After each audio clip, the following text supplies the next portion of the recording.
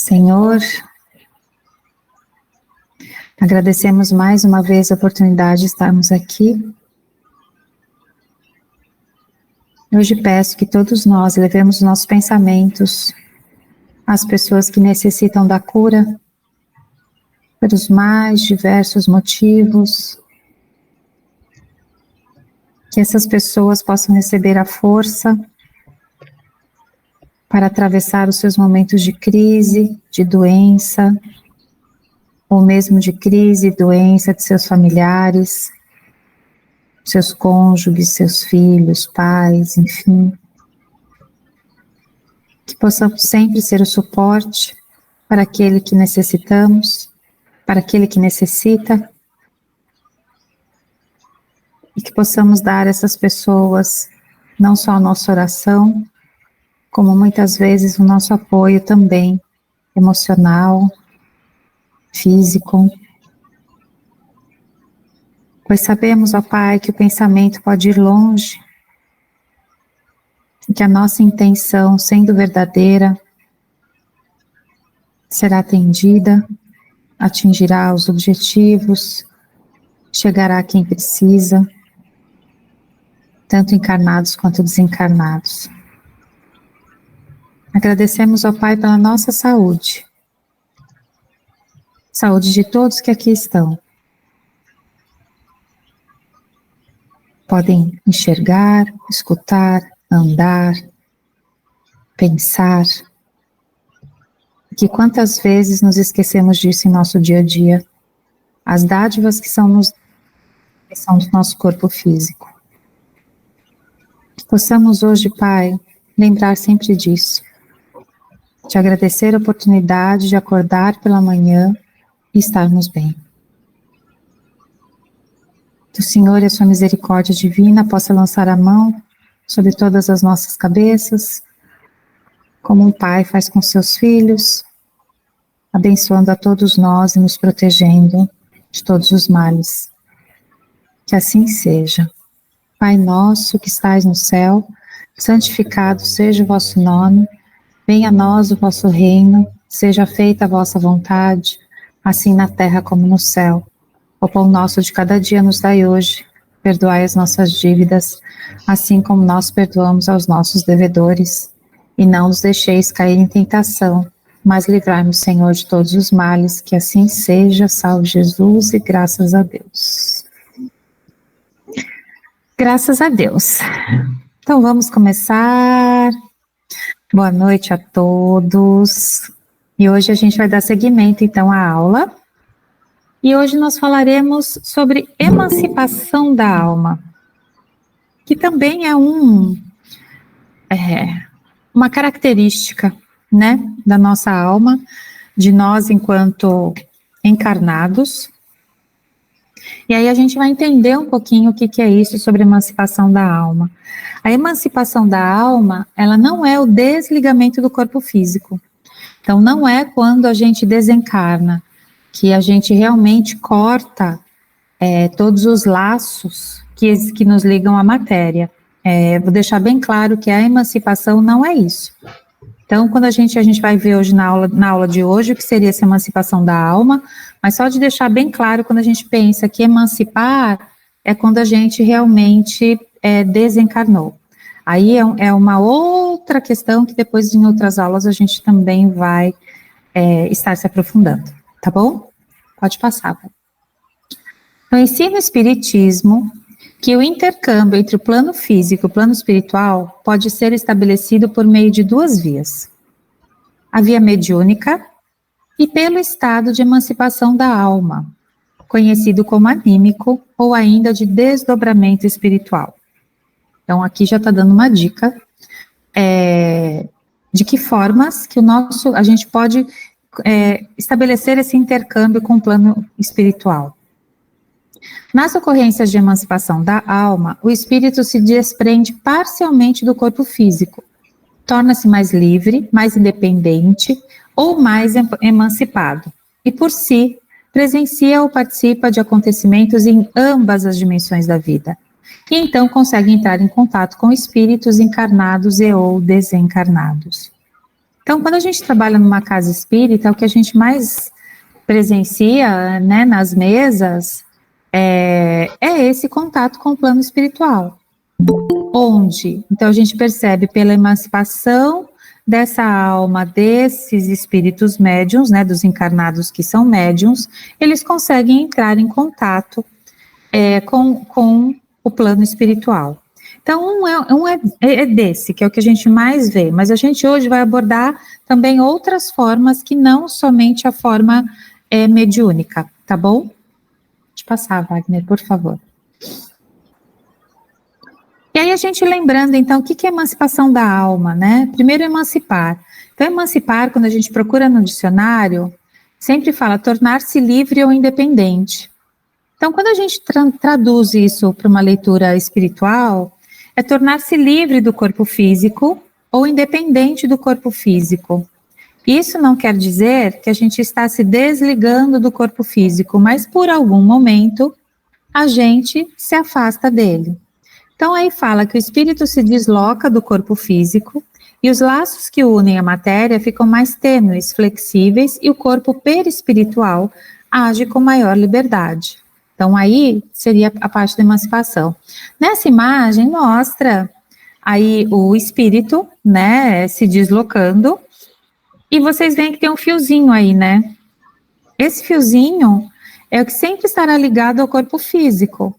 Então, mesmo quando esse espírito, entre aspas, não é que ele sai do corpo físico, mas ele se afasta de uma forma um pouco mais tênue desse corpo físico, esse fio que muitos espíritas, né, e comumente chamam nas casas espíritas de fio de prata, esse fio de prata ele fica ligado ao corpo físico. Por quê? Porque nenhum corpo pode ser ocupado por dois espíritos. Por quê? O domínio do meu corpo é um espírito só que vai ter esse domínio. Em alguns momentos, os médiuns, quando a gente fala que ele incorporou, é um senso comum. Porque, na verdade, esse outro espírito não está tomando posse daquele corpo. O que acontece é que o médium está, entre aspas, emprestando o seu aparato mental, as suas faculdades mentais momentâneas, para que esse espírito possa se manifestar de alguma forma, já que ele não tem mais esses aparatos físicos para se manifestar.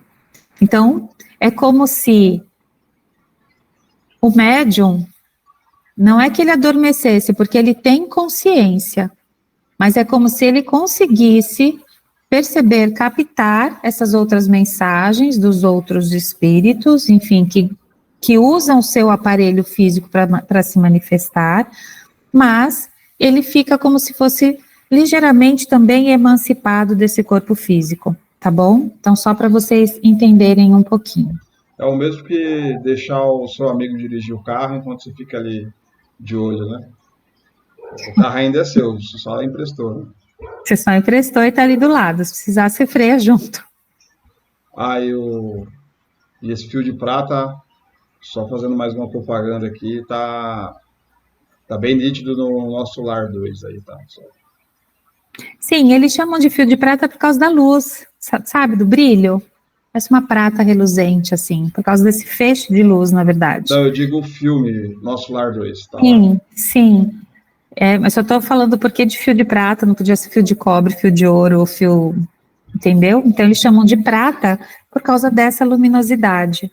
Então, é só para a gente fazer uma construção mental a respeito disso, uma imagem. Mas aí, o que acontece quando há a emancipação da alma, né? Então, em que momentos isso pode acontecer, além do viés mediúnico, como eu acabei de falar? Pode passar, Wagner. Existe outro momento super importante e o mais comum, e que praticamente todos nós, enquanto encarnados, vivemos dessa emancipação da alma, que é durante o nosso sono. Então, durante o nosso sono, afrouxam-se os laços que prendem ao corpo, que prendem, né, a alma ao corpo. Então, não precisando do corpo da sua presença, o espírito se lança no espaço e entra em relação mais direta com outros espíritos. Então, muita gente até fala, isso é desdobramento, que seu corpo desdobra. Na verdade, é esse processo de emancipação da alma que todos nós vivemos todos os dias.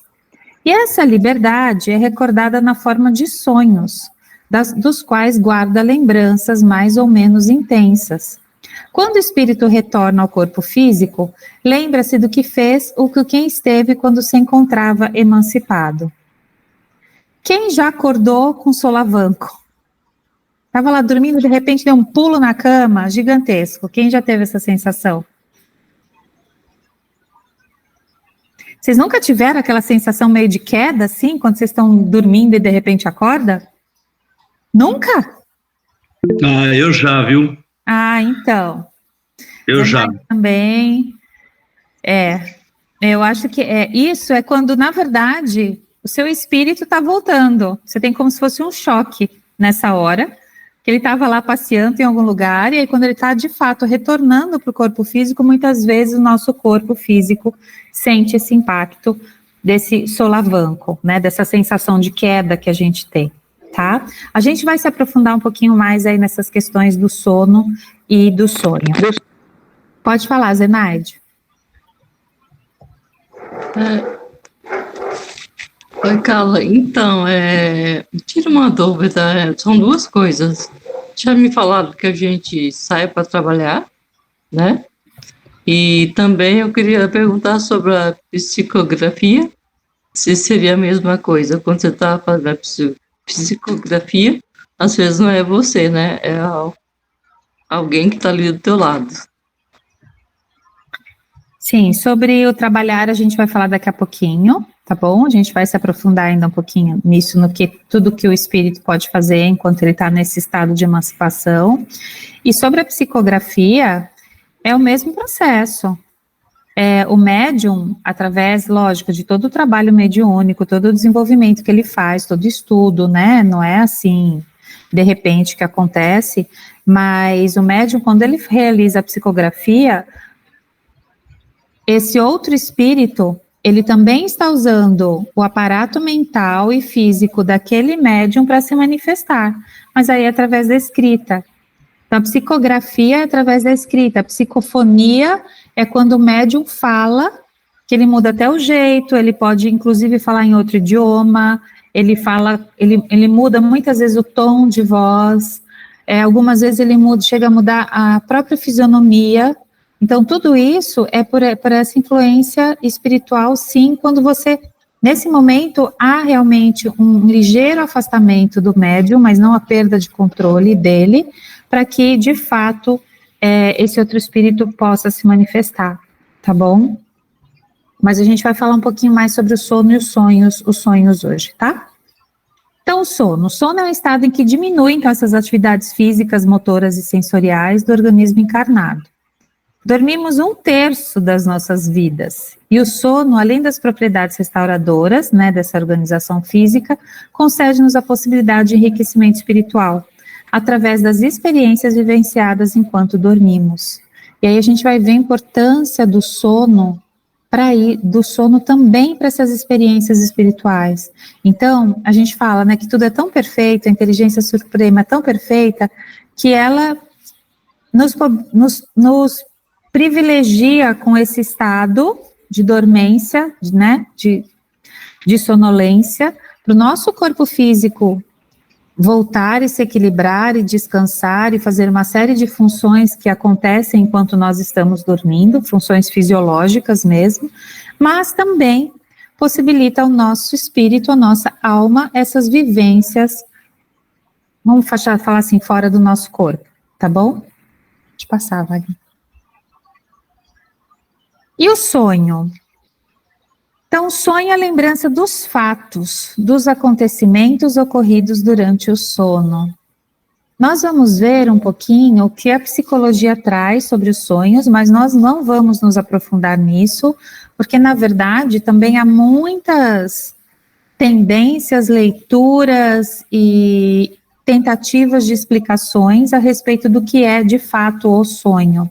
Né? Então, hoje a gente já sabe que, inclusive, existe médicos do sono, né, para que você tenha um sono tranquilo, então isso já também nos mostra o quanto o sono, ele é realmente importante e reparador. Então pessoas que não dormem, que têm uma série de outras atividades que não conseguem fazer esse desligamento, o quanto isso prejudica a própria saúde, tá? Então a ciência ainda não compreendeu com clareza, em sua totalidade, a função e o funcionamento dos sonhos. Kardec, através da codificação espírita, principalmente em um livro dos espíritos, da questão 400 a 455, então, olha, foram 55 perguntas só sobre isso, sobre a emancipação da alma, e sobre os sonhos também nos seus aspectos fisiológicos e espirituais. Então, quem quiser também se aprofundar, pega o livro dos espíritos e lê, da 400 a 455, que ele vai estar cada vez fazendo perguntas diferentes sobre esses aspectos da emancipação da alma. Aqui a gente vai falar um pouquinho só sobre eles.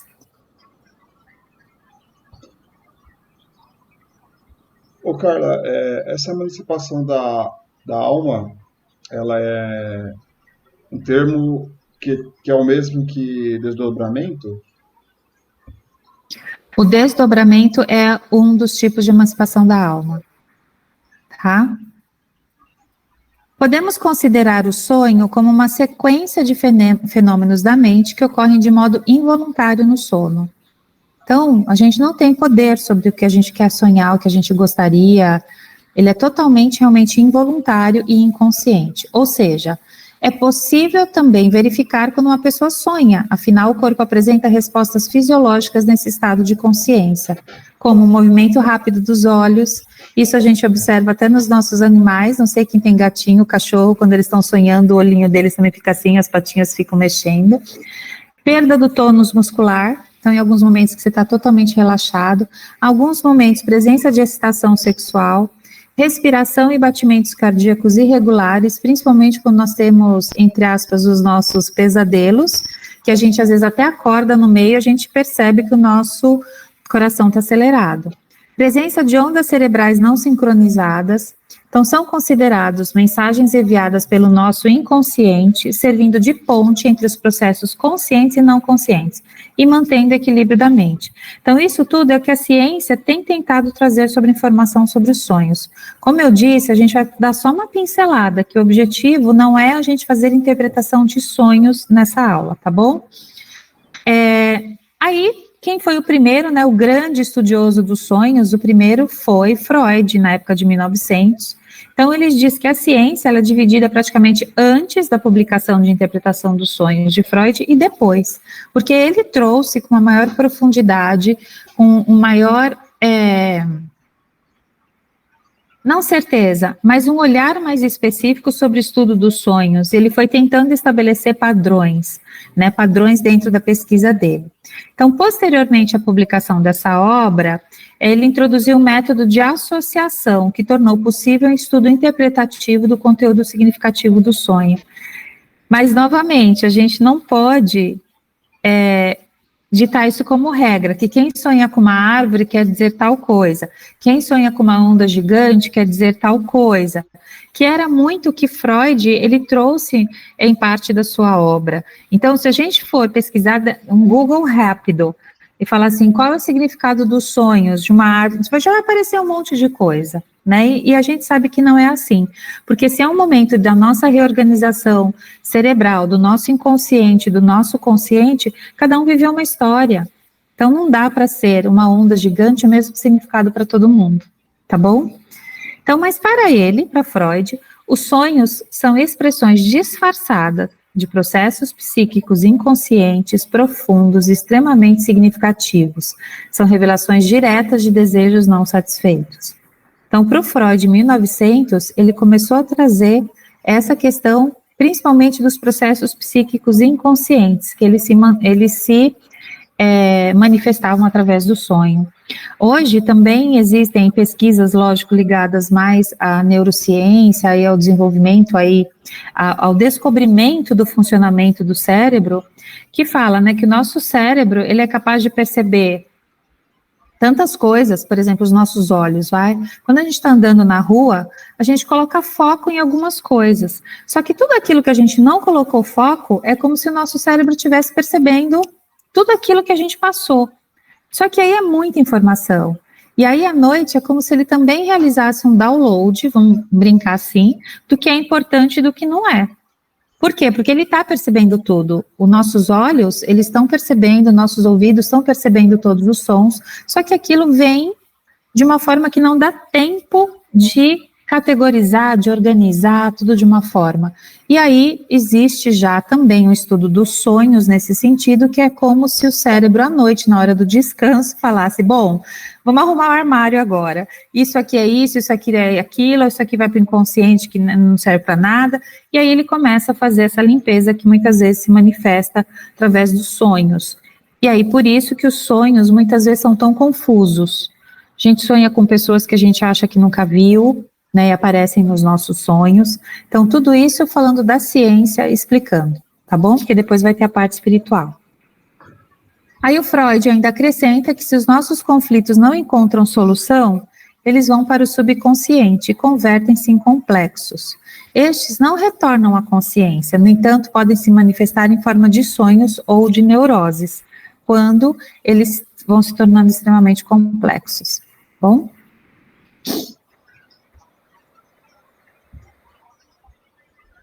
Agora, para o espiritismo, essa é a parte que mais nos interessa. Então, o sonho por espiritismo. Para o espiritismo, o inconsciente freudiano é o subconsciente definido já por André Luiz como a sede dos hábitos e dos automatismos. O sonho se constitui das experiências que o espírito vive durante o sono. Então, ele começa a introduzir que o sonho, então vamos lá, são as experiências que o espírito vive durante o sono. Então, a gente já tem que começar agora a ter um outro olhar, mudar a chavinha e começar a entender que, segundo André Luiz, pelo que ele estudou e viveu no plano espiritual, é o que a gente vive durante o sono. Então, ele fala que tem algumas categorias. O sonho do subconsciente, que é o pensamento sobre si mesmo, reflexo daquilo que se vivenciou durante o dia. Então, esse ponto, igual à visão científica. Sonhos comuns, sonhos reflexivos, a gente vai se aprofundar em cada item, tá? Ou o sonho real ou espírita, que é o pensamento entrando em contato com pessoas ou coisas do mundo espiritual.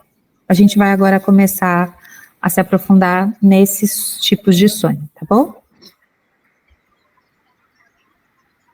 Então, os sonhos do subconsciente, que ele fala, comuns, caracterizam-se pela incoerência, falta de nitidez, confusão, que é o que eu falei, esses sonhos todos atrapalhados. Quase não há exteriorização perispiritual. Refletem as nossas vivências diárias, é pura repercussão cerebral. Então, tudo isso é o que o André Luiz também foi colocando, tá? As ideias, pensamentos e impressões que afetaram o nosso pensamento no estado de vigília, ou seja, quando acordados, irão ter papel importante associado aos fatos comuns da vida e o temperamento imaginativo ou emocional que, registrados em nosso aparelho físico, ainda imperfeito para registrar com nitidez a realidade espiritual, nesta confusão que se verifica na maioria dos sonhos que temos. Então, olha só, aqui tem uma tentativa e uma união com o que a ciência traz, né? Então, os sonhos comuns, os sonhos do subconsciente, é essa confusão que o nosso cérebro e o nosso aparelho, ainda visual, auditivo, que eles são incompletos para registrar com nitidez tudo que o nosso cérebro seria capaz de perceber. Então, aí é aquele sonho totalmente confuso e que muitas vezes a gente não consegue nem lembrar para depois contar, né? A gente lembra de partes, de um pedaço, mas a gente lembra que ele foi extremamente confuso. A gente estava num lugar, depois estava no outro, aparece uma pessoa, enfim, e aí tudo muda. Tudo bem até aqui? Estão conseguindo mais ou menos entender? Pode ir perguntando, tá? O outro tipo. Então, o outro tipo é o reflexivo.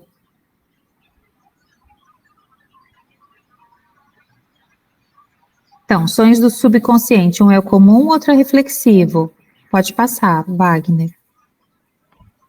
A gente já viu o comum, agora a gente vai ver o reflexivo. Isso. Então, o que seria essa outra categoria dentro dos sonhos conscientes? Subconsciente. São os sonhos em que a alma abandonando o corpo físico, registra as impressões e imagens arquivadas no subconsciente, inconsciente e superconsciente e plasmadas na organização espiritual. Nossa, agora aqui já deu uma embaralhada, vamos entender. Tal registro é possível ser feito em virtude da modificação vibratória, que põe o espírito em relação com fatos e paisagens remotos desta e de outras existências. Então, aí sim, a gente vai começar a falar nessa emancipação da alma, como se fossem esses momentos que, no senso comum, a gente chama de desdobramento. E no desdobramento, quando a gente se afasta do nosso corpo físico, vamos pensar nesse voo, que nem a gente viu na imagem ali, tanto a gente pode ir para vários planos espirituais, dependendo da nossa modificação vibratória, quanto de outras existências. Então, aí você imagina que todas essas informações o nosso espírito tem acesso e que depois ele tem que voltar para o corpo físico e ele não consegue organizar todas essas impressões novamente dentro do aparato mental, onde isso... Eles falam que são os sonhos do subconsciente reflexivos, que eles vão refletir essas outras imagens de outros momentos vividos. Mais para frente a gente vai ter uns desenhos que aí talvez dê para entender melhor. Aí a segunda categoria que são os sonhos reais ou espíritas. No entanto, quando esses sonhos são lembrados, revelam nitidez, clareza, lógico e colorido, são as características dos sonhos reais. O que eles falam desses sonhos reais, ou os sonhos espíritas, é que, por exemplo, quando a gente lembra, às vezes até uma conversa que a gente teve, às vezes com a nossa mãe, com o nosso pai, com algum ente querido que já partiu, ou mesmo, às vezes, a gente nem sabe quem é nosso mentor, mas é como se a gente estivesse realmente em contato com alguém, que a gente lembra com nitidez de tudo. Não, mas eu estava num lugar assim, assim, assim, eu estava num campo, e aí eu estava andando. Então, quando tudo isso vem à nossa mente de uma forma clara, o espiritismo, ele categoriza como sonhos reais, tá? Ou sonhos espíritas. Esse fato pode acontecer com relação aos espíritos encarnados mais elevados. Então, quanto mais elevado for o nosso espírito, mais acesso a esses sonhos reais nós teremos. Quanto menos elevado for o nosso espírito, os nossos sonhos serão mais confusos e misturados, como nós vimos anteriormente, tá? Que podem ter uma clarividência mais definida, porque guardam na memória ao voltarem os acontecimentos verificados, que digam respeito à existência presente ou de vidas passadas, ou ao que vai lhes suceder no futuro. Então, quantas pessoas não sonham que vai acontecer alguma coisa e aquela coisa acontece? Né? Então, isso também são espíritos mais evoluídos que conseguem ter essa clareza de sonho, essa nitidez de sonho e de pensamento quando estão acordados, tá bom? Aí a outra categoria que eles chamam são sonhos reais ou inteligentes. Sonhos reais ou inteligentes são as reproduções do que se vê, ouve ou sente do contato com os espíritos encarnados ou desencarnados. São visões perfeitas, diretas e objetivas, e são tidos geralmente por espíritos mais elevados e com clarividência definida, novamente. Então é como se ele recebesse às vezes mensagens, tanto de encarnados quanto de desencarnados, de coisas que ele tem que dizer ou fazer, de orientações, do que ele vai ter que, entre aspas, a forma como ele vai ter que agir em determinada situação, tá? Então, é um sonho que a gente fala que ele tem um objetivo diferente dos outros. E é por isso que nem sempre o homem se lembra desses sonhos, pois ainda tem a alma em desalinho, e não lhe resta mais do que a lembrança da perturbação ou a preocupação que acompanha o estado de vigília. Então, quando às vezes a gente acorda de manhã com aquela sensação, entre aspas, ruim, ou com, tipo, uma intuição que vem e vai embora, né, uma preocupação que vem, nossa, mas por que eu acordei pensando nisso? Quando a gente acorda pensando em alguma coisa, é porque realmente, quando nós estávamos com a alma emancipada, a gente deve ter tido contato com essa informação. Então, uma dica que a gente dá é: dê valor, dê atenção ao estado em que vocês acordam pela manhã. Então, quando vocês despertam do sono, se vem uma mensagem, uma sensação, cuida, comece a observar, para vocês começarem a se entender também nesse processo de emancipação da alma, tá bom? E eles são verdadeiros, porque fala que são sonhos reais, no sentido de apresentar imagens reais para o espírito, mas que frequentemente não tem relação com o que se passa na vida corpórea. Então, é mensagem que está vindo de lá, às vezes não tem nada a ver com o que você está vivendo aqui, ou o que você viveu, é você no mundo espiritual. Muitas vezes, ainda como já dissemos, são uma recordação. Também são chamados de viagem astral ou espiritual. A alma desprendida do corpo exerce atividade real e efetiva, encontrando-se com parentes, amigos, instrutores e também com inimigos dessa e de outras existências. Tá? Então, dependendo também de como a gente vai dormir, o estado vibratório que a gente vai dormir, o nosso espírito, durante a emancipação da alma, ele é canalizado para um determinado lugar. Por isso a importância da gente fazer, por exemplo, uma oração antes de dormir, da gente elevar os nossos pensamentos, ter pensamentos mais tranquilos, porque aí o nosso espírito também será direcionado de acordo com a nossa vibração para isso, para esse campo vibratório que a gente está emanando, tá bom? Aí a visita espírita entre vivos. O espírito, durante o sono, recobra em parte a sua liberdade, ou seja, né, ele se afasta do corpo. Enquanto o corpo acha-se mergulhado em sono ou mesmo estado de vigília, o espírito, transportando-se a diversos lugares, pode tornar-se visível e aparecer para outras pessoas.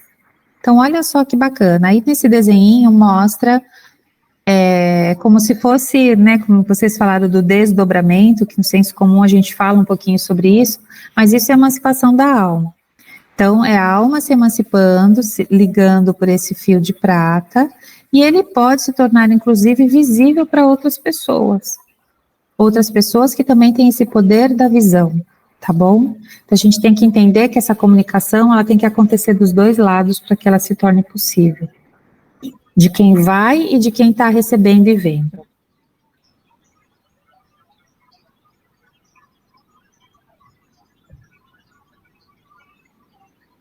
Do princípio da emancipação da alma durante o sono, parece resultar que temos simultaneamente duas faces da mesma existência: a do corpo, que nos dá vida, de relação exterior, e a da alma, que nos dá vida, de relação oculta. No entanto, no estado de emancipação, a vida do corpo cede lugar à vida da alma.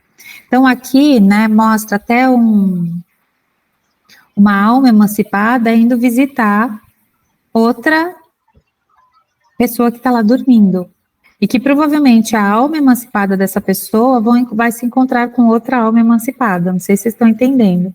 É como se a gente se encontrasse em algum lugar. Então, quem depois começar a frequentar as mesas mediúnicas, muitos médiuns comentam: nós trabalhamos juntos essa noite, nós fomos para tal e tal lugar, você estava lá, você, e a gente fez tal coisa.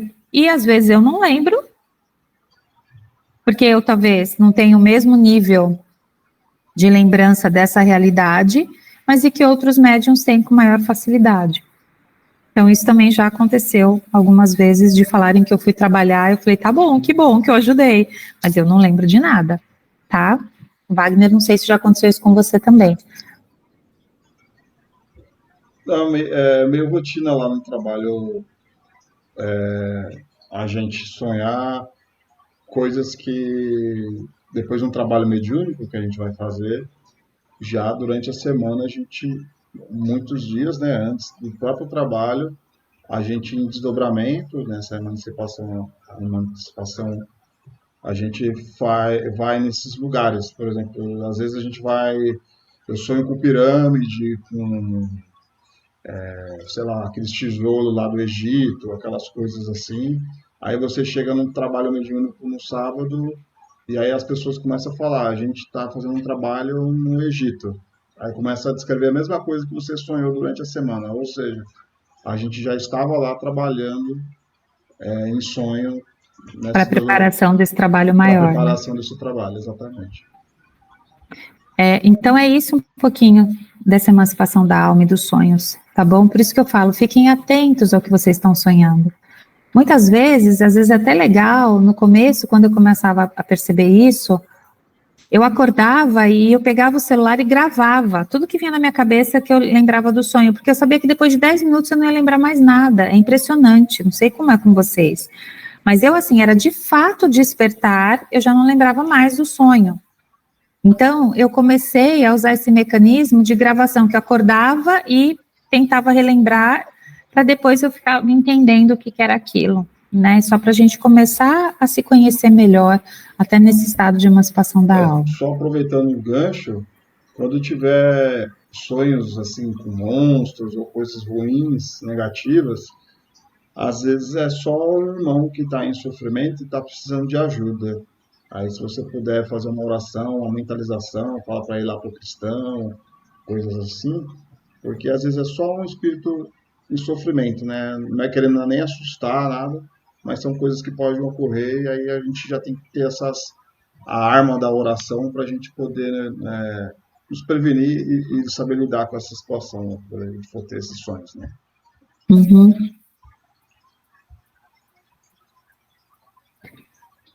Então, através dos sonhos, o homem tem a oportunidade de encontrar-se com amigos e parentes, e os laços de amizade antigos ou novos reúnem, assim, frequentemente diversos espíritos que se sentem felizes em se encontrar. Então, na questão 417. Essas visitas são significativas, na medida em que fica ao despertar uma vaga intuição, que é a origem de certas ideias que surgem espontaneamente. Tá? Então, é isso. A gente fica atento às nossas intuições ou sensações quando a gente desperta. Pode passar. Aí a recordação do sonho. Por que não nos lembramos de todos os sonhos? Pergunta do Livro dos Espíritos. Nisso que chama sono, só tens o repouso do corpo, porque o espírito está sempre em movimento. No sono, ele recobra um pouco de sua liberdade e se comunica com os que lhe são caros, seja nesse mundo ou no outro mundo. Mas, como o corpo é de matéria pesada e grosseira, dificilmente conserva as impressões recebidas pelo espírito durante o sono, mesmo porque o espírito não as percebeu pelos órgãos do corpo. Então, como o espírito não percebeu aquilo porque ele estava emancipado, e ele não percebeu aquela realidade que ele estava vivendo pelos órgãos do corpo, fica mais difícil para ele guardar na memória, que é física, nesse momento, as impressões que ele teve ou que ele viveu. Então, por isso que a gente não lembra direito. Por quê? Porque a nossa matéria é grosseira. Então, para registrar essas impressões, fica mais difícil para o espírito. Tá bom? Pode passar, Wagner. Aí, análise. Se ao despertarmos nos sentimos envolvidos por emoções boas, agradáveis, nós vivenciamos uma experiência positiva durante o sono físico. Ao contrário, se as emoções são negativas, nos vinculamos certamente a situações e espíritos inferiores de acordo com os nossos hábitos, vícios morais e pensamentos negativos, que é o que eu já falei dessa observação das sensações. Pode passar, Wagner. Dupla vista já é outra coisa, não tem nada a ver, é outra questão da emancipação da alma, tá? Não tem mais nada a ver com sono ou sonho. Então, a emancipação da alma se manifesta às vezes também no estado de vigília, então acordado, e produz o fenômeno conhecido pelo nome de segunda vista, que dá aos que possuem a faculdade de ver, ouvir e sentir, além dos limites dos nossos sentidos, que é o que os médiuns fazem. Essa questão da dupla vista é a mediunidade. Vem, por assim dizer, através da vista ordinária e como por uma espécie de miragem para quem desfruta de tal faculdade. Ela parece tão natural como a de ver. Então, os médiuns que vão desenvolvendo essa questão da visão, né, porque alguns não veem, alguns escutam, alguns recebem, alguns psicografam, outros veem. Então, eles veem as cenas, eles veem os espíritos, então essa questão de emancipação da alma é o que possibilita também essa dupla vista, ou seja, eu estou enxergando com o olho enquanto eu estou acordada a realidade, mas eu também estou vendo através da dupla vista o contato com o mundo espiritual, tá? Então, isso também é uma parte uma característica da emancipação da alma. Outra, a transmissão oculta do pensamento. Então, pelos desejos, pela fixação de seus interesses, emitem e captam certa ordem de ideias em regime de influências recíprocas. E nesse regime que durante o sono os espíritos comunicam entre si suas ideias. Portanto, mesmo que a mente do homem não queira, o espírito revela a outros objetos das suas preocupações. Mas a gente sabe que essa transmissão oculta do pensamento, ela também não acontece somente quando nós estamos dormindo. Isso também acontece quando nós estamos acordados em vigília, tá? Que é a força do nosso pensamento. Há entre os espíritos que se encontram uma comunicação de pensamentos que faz com que duas pessoas se vejam e se compreendam sem necessidade dos sinais exteriores da linguagem. Então, quantas vezes nós, principalmente de pessoas muito próximas, que a gente conhece muito, que a gente tem uma sintonia muito grande, a gente fala, não precisa dizer nada, eu já entendi tudo. Tipo, eu já li o seu pensamento, eu já entendi, eu já vi, né, o que você gostaria de me dizer.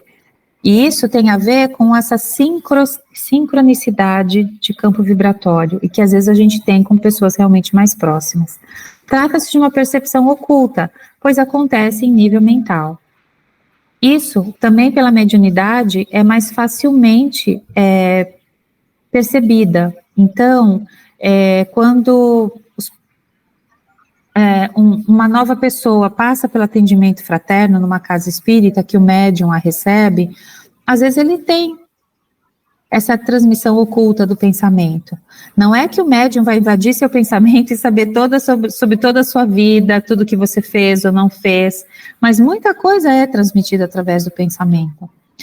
Da pessoa para o médium, né? E também do médium de receber de outro perceptor, no seu mentor, intuições sobre o que aquela pessoa está de fato necessitando quando vem buscar o atendimento à casa espírita.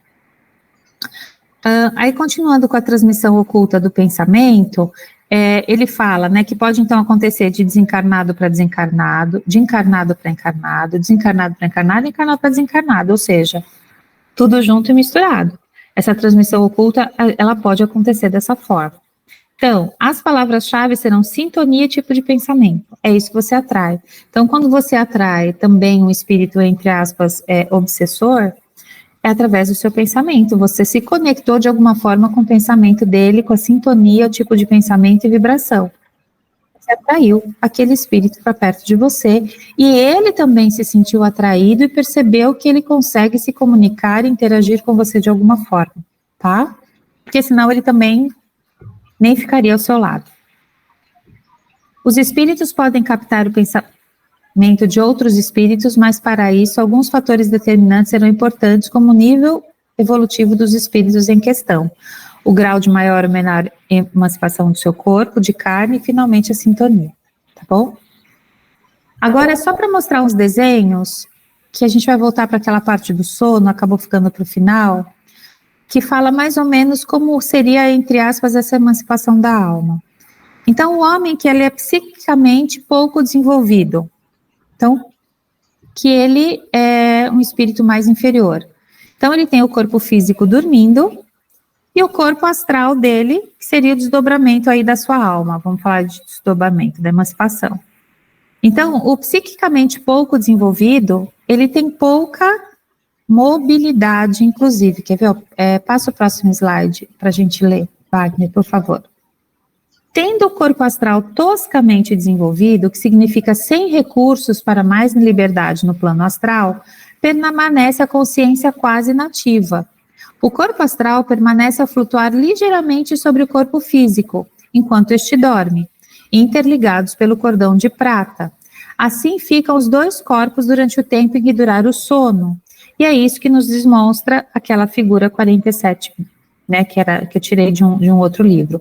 Aí olha só o outro slide, que é o mediano. Então, o que é o mediano? Corpo físico dormindo, e o corpo astral já começa a ter um pouco mais de independência. Porque se vocês olharem na primeira, eles estão exatamente na mesma posição, inclusive. O mediano, ele já tem um pouco mais de autonomia em relação ao corpo físico que está lá adormecido. Pode passar, Wagner. Então, vemos o indivíduo que possui o corpo astral um pouco mais trabalhado. Agora, não permanece inativo enquanto seu corpo físico dorme. Ele sente que uma corrente invisível o atrai para algum ponto específico. Ainda não sabe identificá-la, mas é a sua própria corrente mental que arrasta seu corpo astral para aqueles pontos que lhe interessam. Então, ele já consegue sentir uma atração e ir em direção àquilo que o atrai. Então, isso é o mediano, que ele é mediano desenvolvido. Aí vamos ver os mais superiores. O bem desenvolvido, corpo físico dormindo, o corpo astral, que seria o espírito, saindo do quarto. Então, ele já está se afastando mais do corpo físico. Pode passar, por exemplo. Nessa nova cena, temos o indivíduo que consegue realizar proezas no mundo astral. Não fica apenas restrito ao interior do seu quarto como antes. Tornou-se coparticipante de atividades, boas ou más, no plano astral. Não esqueçam que psiquismo desenvolvido não é sinal de pureza espiritual. Então, psiquismo é a capacidade psíquica espiritual de fazer essa emancipação. Só que nem sempre, necessariamente, será para o bem, tá? Isso não tem nada a ver com elevação moral. Pode passar. E o altamente desenvolvido é aquele que consegue fazer, como a gente fala, as viagens siderais. Ele consegue ser transportado para outros planos espirituais. Então, aí até o desenho, né? No planeta Terra, ele, né? Foi brincadeira que foi até a Lua, mas para outros planos espirituais. Pode passar, Wagner. Nessa categoria, sem exagero, ilustra pelo grau de liberdade do corpo astral, poderá percorrer distâncias astronômicas durante as suas horas de sono físico.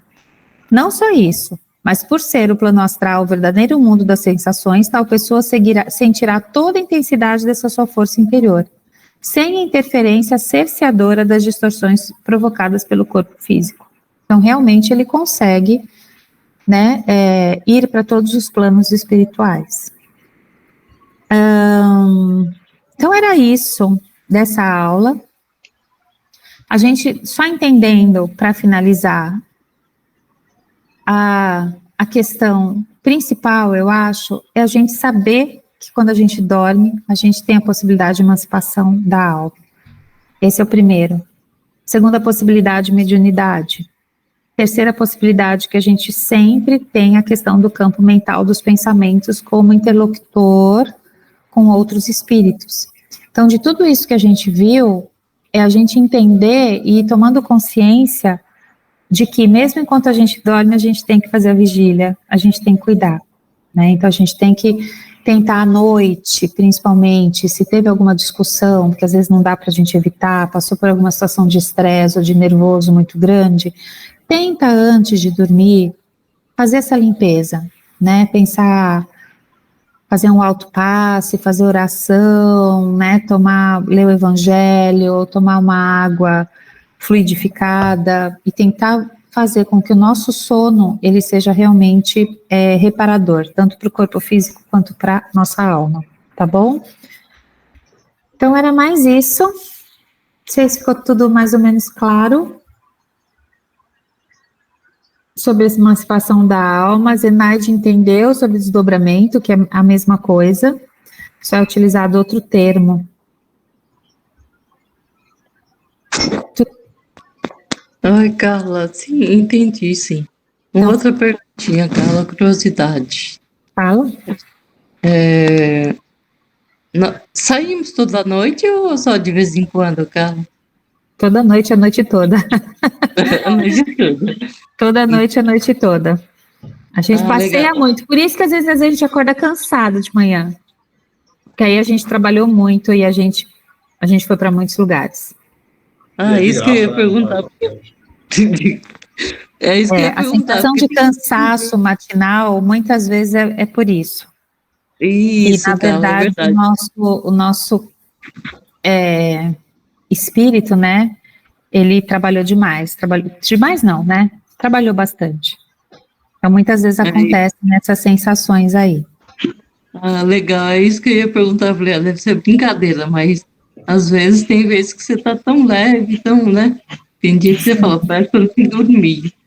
Eu fui trabalhar a noite inteira e realmente acontece isso mesmo, né? Acontece. Saber E porque outra tem coisa, alguns aquela sonhos. também, outra dúvida é... Só um minutinho, Assim, Gilvan, você já fala. Fala, Zenaide. tá, é rapidinho. E outra coisa também, Carla, que no sono não, sonhos, quando eu era mais jovem eu tinha mais sonhos, hoje eu tenho menos, graças a Deus. Mas é tipo assim, quando você quer muito uma coisa também, você fica sonhando com aquilo, né, Carla? E depois que você se realiza ou entende que realmente isso, por exemplo, não pode acontecer, aí você não sonha mais. Na verdade, a gente sonha. É que se a gente não desperta durante o sonho, a gente não lembra dele, é difícil. Então, para você lembrar do seu sonho, você tem que despertar no meio dele. Então, vamos supor que você estava lá realizando algum tipo de trabalho, ou estava com algum ente querido, ou com seu mentor, e você finalizou e voltou, entre aspas, para o seu corpo físico, porque já era a hora de se despertar. Então, seu corpo físico já estava manifestando. Aí, normalmente, você não lembra quando você desperta naturalmente. Agora, se algo te interrompe o sono, tipo um barulho, um despertador que toca, e você desperta de repente, é mais fácil de você ter a lembrança do sonho. Não sei se com vocês é assim, comigo é. Quando você acorda naturalmente, dificilmente você lembra do que você sonhou, mas quando o seu sono é interrompido, você tem aquelas sensações e vagas lembranças do que você estava vivendo, tá bom? Mas sonho você continua sonhando, tá? Gilvan, gostaria de falar? Era só um comentário, só que vocês falaram quando a gente acorda cansado, né? É que trabalhou demais. Eu tenho alguns sonhos assim que parece que eu estou na caverna do dragão, sabe? Eu rodo, não consigo encontrar a saída. Dou graças a Deus quando eu acordo. Falo, meu Deus, acordei. Sim, isso acontece muito. Então é sinal que você está trabalhando já, Gilvan. Olha só que coisa boa. Você realmente está na caverna do dragão. E às vezes a gente tem essa sensação de que aquilo acabe. Isso é muito comum mesmo. E mais para frente, quando vocês aprofundarem estudos mediúnicos, aí vocês vão ver que mesmo nessa questão da mediunidade, dessa emancipação da alma, você tem que ter um controle muito sério para você conseguir voltar, entre aspas, para o seu corpo, para você sair daquele plano astral qual você se encontra, plano espiritual, de você retornar, né? Então, às vezes, tem muitos médiums, principalmente que não são trabalhadas a mediunidade, que eles se perdem nisso, eles não conseguem voltar, entre aspas. É necessário uma intervenção, às vezes, maior de outros médiuns ou de outras pessoas para que ele retorne, de fato, para o seu corpo físico. Isso também pode acontecer, tá? Mas aí, só para o mediúnico que vocês vão se aprofundar nisso. Hoje é só uma pincelada. Tudo bem? Então, Wagner, sua parte. Então, essa parte está bem curtinha hoje, já que estamos entrando nesse assunto do desdobramento. Aqui dá para falar um pouco sobre essa ressurreição, que é esse momento de repouso que o nosso corpo nosso espírito se liberta do nosso corpo físico aí por alguns instantes, e a gente vai pegar, instantes ou horas, e aí a gente vai pegar aqui no próprio Evangelho sobre as questões da ressurreição, as passagens que Jesus ressuscitou as pessoas, que naquele tempo entendia como uma ressurreição, como alguém que morreu e voltou à vida. E, graças ao Espiritismo, a gente conseguiu entender nessa concepção de uma forma mais lógica, raciocinada, do que uma coisa muito lúdica, muito figurativa. Agora a gente consegue entender isso de uma forma mais clara e mais lógica, como que é possível essa ressurreição, né?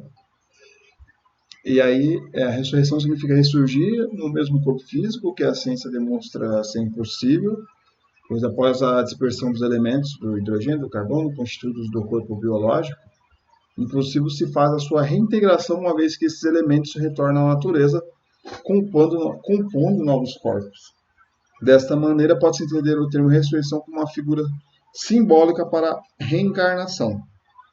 Então, o próprio Espiritismo tem um dos pilares, a própria ciência, e a gente sabe que é impossível uma pessoa que morreu, né, o corpo sendo desintegrado já, como que vai retornar, né? E aí a gente entende, né, como uma questão simbólica e também, como, não vai falar aqui, né, mas várias passagens bíblicas que falam de uma outra forma sobre essa reencarnação. Uma pessoa que pode viver e nascer no mundo mais vezes. Quem não nasceu mais vezes, né, não conhecerá o reino dos céus. Né? Então, uma passagem assim, ou seja, a reencarnação. Então, a ressurreição nada mais é do que essa reencarnação, porque a gente morre, a gente desencarna e depois encarna de novo. Aí isso, de um certo ponto de vista, é uma ressurreição, né? Que a gente morreu e depois volta. Mas volta em outro corpo, em outra vida, em outros planos. Então, aí o nome mais adequado seria a reencarnação, nesse sentido. Mas o corpo físico é um só, né? Jesus disse que não vim derrogar as leis, mas dar-lhes cumprimento. Portanto, nada que Jesus realizou em sua época poderia contrariar as leis divinas. Assim sendo, as passagens onde o Mestre ressuscitou aquelas pessoas teria que ter um fundamento mais lógico. O entendimento que são catalepsia e letargia nos auxilia a entender, juntamente com as instruções dos Espíritos, que as ressurreições que Jesus provocou são casos de letargia ou catalepsia que a ciência médica desconhecia na época. Né? Então, a gente vai ver aqui as passagens do Evangelho que falam sobre essa ressurreição que Jesus... Eu sempre fui católico, tudo, e aí essa parte fala desses milagres, aí chegava nessa parte aí também, eu ficava, como que uma pessoa morreu e voltou à vida, né, e tal. Então, aqui a gente tem essa explicação, né, que na época a ciência não sabia dessas doenças de catalepsia, que é uma pessoa que está viva, só que ela não consegue mexer os membros, né, o braço, a cabeça, ela fica em um estado meio de choque, às vezes minutos, às vezes horas, às vezes dias, e aí a medicina, os médicos da época acham que isso já é considerado como morto. E Jesus, né, com o seu conhecimento, com essa sabedoria elevada, ele sabe que aquele espírito está encarnado, né, é um médium, que nem a Carla falou, né, daquela dupla vista. Então, o Jesus nada mais é do que um médico com todas as faculdades, ele consegue enxergar tudo muito mais além do que o que a gente enxerga aqui na Terra, né, na parte física. E aí, com certeza, ele viu que tinha um espírito encarnado lá naquele corpo que estava classificado como morto. E aí que tem as passagens aqui que a gente vai ler, que aí a pessoa teve a ressurreição, ela voltou ao corpo encarnado. Na época do... Nessa questão aí da catalepsia, não sei se você já viu até em filmes ou em documentários, que a pessoa foi dada como morta, enterraram e depois viram que o caixão da pessoa ficou todo arranhado por dentro, que teve uma tentativa. Então é como se a pessoa, entre aspas, o corpo fica desligado, temporariamente, ele fica com os batimentos cardíacos extremamente diminuídos, sem manifestação nenhuma corporal. Então, a pessoa é dada como morta, inicialmente. Hoje, já existem vários exames para provar se realmente a pessoa morreu ou não, inclusive da morte cerebral e tudo mais. Só que naquela época, não. Então, era isso que o Wagner estava dizendo. E é uma causa que não se explica por que isso acontece com algumas pessoas. Tá? Naquela época, mas assim, há pouco tempo atrás, assim, sei lá, uns 100 anos atrás, no interior aí, muito remoto, dava como morto uma pessoa que não estava morta, né? Porque não tinha os instrumentos também para verificar. Né? Aí, na época do advento de Jesus, houve alguns casos de passagem de ressurreição, que é, por exemplo, o filho de Jairo. A menina estava desacordada já há algum tempo, e os médicos da época davam como estando morta. Contudo, ao solicitar a Jesus que auxiliasse sua filha, o pai da menina estava sendo humilde, pedindo auxílio a Deus. Ele acreditava que Jesus iria curar sua filha.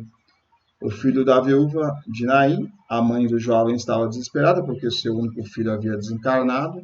Recorreu a Jesus e ele dirigiu-se ao menino dizendo: levante, e o menino levantou-se e pôs-se a andar. Então, essas passagens aqui bíblicas que as pessoas entenderam como ressurreição, mas poderia ser essa paralisia aí que a gente está falando, catalepsia, né? Aí tem a do Lázaro, né, o irmão de Marta e Maria. Jesus, pois, comovendo-se outra vez profundamente, foi ao sepulcro. Era uma gruta e tinha uma pedra posta sobre ela. Aí disse Jesus: tirai a pedra. A Marta, irmã do defunto, do morto, disse-lhe: Senhor, já cheira mal, porque está morto há quase 4 dias. Aí respondeu Jesus: não te disse que se seres verás a glória de Deus? Tiraram então a pedra e Jesus, levante os olhos ao céu, e disse: Pai, graças te dou porque me ouvistes. Então, Jesus já tinha, como a gente estava falando, né? Ele já tinha esse conhecimento, essa visão, essa dupla vista de que aquela pessoa não estava morta e ela estava lá viva. Já tinha essa convicção. Então, ele foi lá tirar essa pedra, que a pessoa era classificada como morta, e ela se levantou. Eu sabia que sempre me ouves, mas por causa da multidão que está em redor é que assim falei, para que eles creiam que tu me enviastes. E tendo dito isso, chamou em alta voz: Lázaro, vem para fora. Saiu que estivera morto, né, ligados aos pés e às mãos com faixas de seu rosto envolto num lenço. Disse-lhe Jesus: ligais-o, e deixou ir. Jesus, como espírito puro, já possuía o amor incondicional, tinha magnetismo suficiente e sabia como utilizar em seus atendimentos de cura. Então, também, essas pessoas que procuraram Jesus também tinham contribuíram com a sua fé, né, com acreditar, ter essa confiança em Jesus. Isso ajuda muito. E também é um caso, dentro desse assunto de desdobramento, a gente sabe que o corpo, mais do que além da parte científica, tem que ter o desligamento completo do próprio espírito, né? O espírito, ele é totalmente acoplado aqui ao nosso corpo pelo perispírito, e aí, espiritualmente falando, ele só é desligado quando realmente o espírito já sai. Então, quando a pessoa não morreu, com certeza o espírito está lá, nem que seja ligado nesse fio de prata que a gente estava falando. E Jesus, né, conseguia ver tudo isso, se a pessoa estava ou não realmente encarnada ou desencarnada. É bem isso mesmo dessa segunda parte, falando sobre essa parte de ressurreição, reencarnação e desses milagres aí que Jesus tinha feito naquele tempo. E que nada mais são do que momentos de emancipação da alma, né? A alma estava emancipada em algumas daquelas situações, por essas razões, né, que o Wagner falou, e que Jesus, sabendo disso, apenas falou, tipo, volta, né? Volta,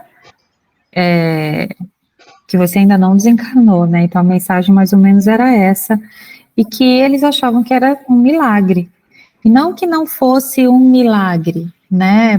Na verdade, é o poder magnetizador de Jesus, que era tão grande, que ele conseguia, né, fazer tudo o que ele fez, por ele ser um espírito altamente evoluído, e psiquicamente extremamente bem desenvolvido também, né?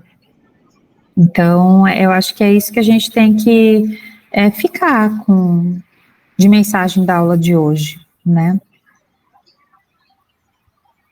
Essa possibilidade do nosso espírito sair do nosso corpo e poder fazer esses passeios aí noturnos, não significa que a gente morreu, significa que só está o nosso corpo físico está descansando ali fisicamente, fisiologicamente, o nosso cérebro lá, né, que ele fica meio que reconstruindo, fazendo download, fazendo reparos ali durante o sono, que é muito dos hormônios, várias coisas muito importantes fisiologicamente a gente sabe que o sono é muito importante, mas não é por isso que o nosso espírito ele não cansa, ele não tem essa necessidade fisiológica. Então ele aproveita esse momento que a gente está dormindo para ele poder continuar trabalhando um aproveitamento da nossa evolução, né? Porque já pensou se a gente dormisse, apagou, não serve para nada essas 8 horas aí que a gente fica dormindo? A gente pode continuar trabalhando também lá no outro plano, assim como espírito, né?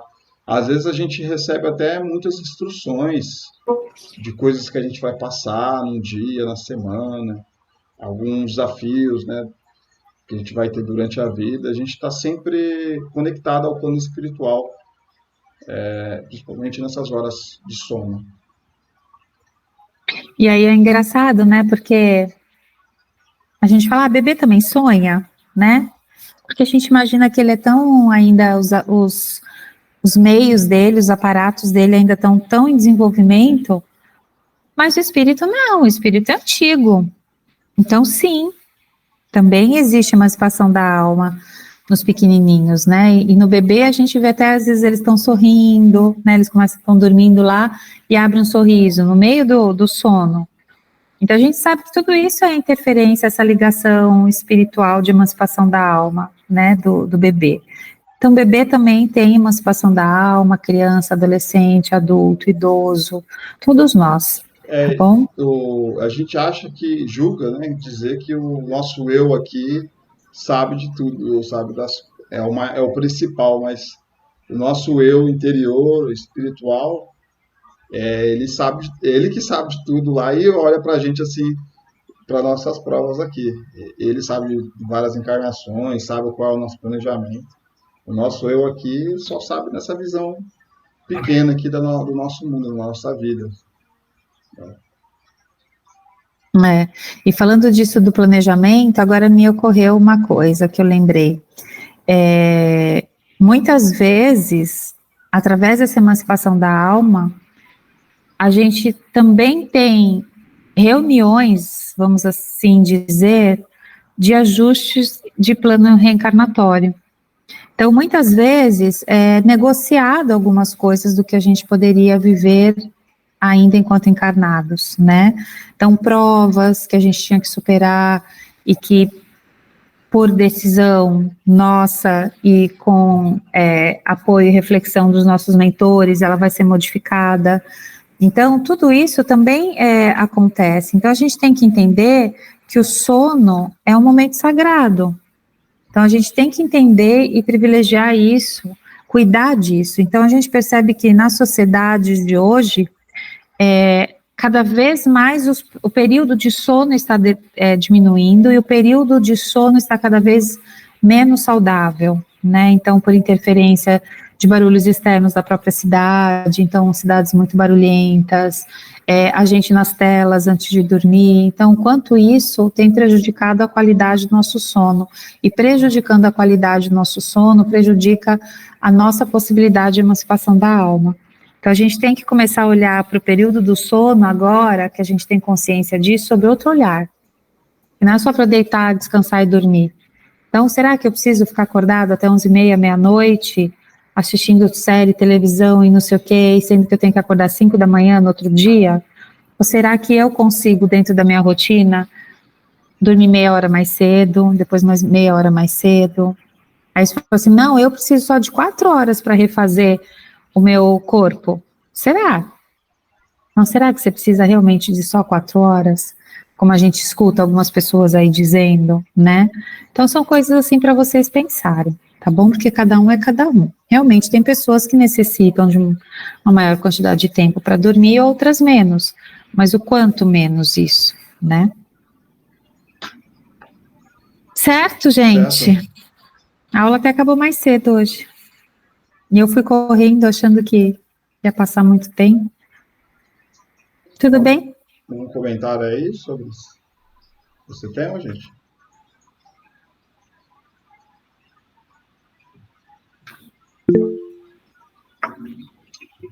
Fala, Zenaide. Eu, como sempre, né? Sempre falando mais. Então, cara, referente a isso que você falou do sono, concordo plenamente com você. Depois do meu, antes do meu AVC, meu, né? Não é meu, não, nem quero. Antes do AVC, como eu era muito agitada, dormia muito pouco, porque aquela coisa, né, de descansar, fazer um monte de coisa ao mesmo tempo, não tinha tempo para mim. Hoje eu vejo que eu durmo um pouco mais, consigo ficar mais descansada. E, tipo, se eu durmo, assim, ainda tem um pouco ainda de problema neurológico, né? Eu vejo que quando eu durmo 4, 5 horas, eu acordo de um jeito. Quando eu durmo 6, 7 horas, eu acordo de outro jeito. Então, na verdade, o meu corpo já sente essa diferença. Mas antes eu não sentia porque eu estava tão agitada, tão além do normal, que passava batido. Então, eu concordo com você que realmente essas horas de sono é muito importante. Sim, Nossa, claro. Sempre são muito importantes, né? A gente percebe quanto a gente vai ficando mais irritado, menos tolerante, mais nervoso, se a gente não dorme direito por muitas noites, né? Então, a gente tem um aluno do Básico 1 que teve um problema sério de sono, que ele ficou, acho que mais de 40 dias, né, Wagner, sem dormir. E ele já estava enlouquecendo mesmo. Então, e é isso, quer enlouquecer uma pessoa, tira o sono dela, era até formas de tortura antigamente que eles usavam, que é de deixar a pessoa acordada por horas e horas e horas e horas e horas e horas e horas, dias e dias e dias, né, não deixar a pessoa dormir, e isso quanto enlouquecia as pessoas mesmo, né.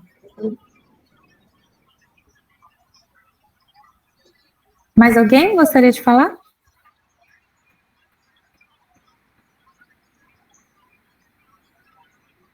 Não? Hoje vai ser um dia bom para todo mundo fazer uma oração antes de dormir e pedir para levar um Ter lugar bons bom. sonhos, né? Bom Acho que hoje sono. hoje a gente vai lembrar de fazer essa oração, né? Né, que a gente faz para os nossos filhos, né, do anjinho da guarda proteger o sono, os sonhos dos nossos filhos, que a gente faça para a gente também, né? Isso aí. Então vamos fazer oração, Wagner? Gente, muito obrigado pela paciência, muito obrigado pela participação da aula de hoje. Desejar que tenhamos bons sonhos, que possamos lá, nesse desdobramento, receber que venham os espíritos elevados nos instruir, nos mostrar o nosso planejamento encarnatório, para que possamos nos realinhar aos nossos objetivos mais elevados desta encarnação, para que possamos compreender todas as vicissitudes, todas as alegrias, as dificuldades, e que ali a gente possa recarregar toda essa energia, todo esse planejamento, e que acordamos amanhã com essa vontade, né, de encarar tudo isso que nós nos propusemos a fazer para a nossa própria evolução, para o nosso próprio bem. Que amanhã a gente acorda bem também.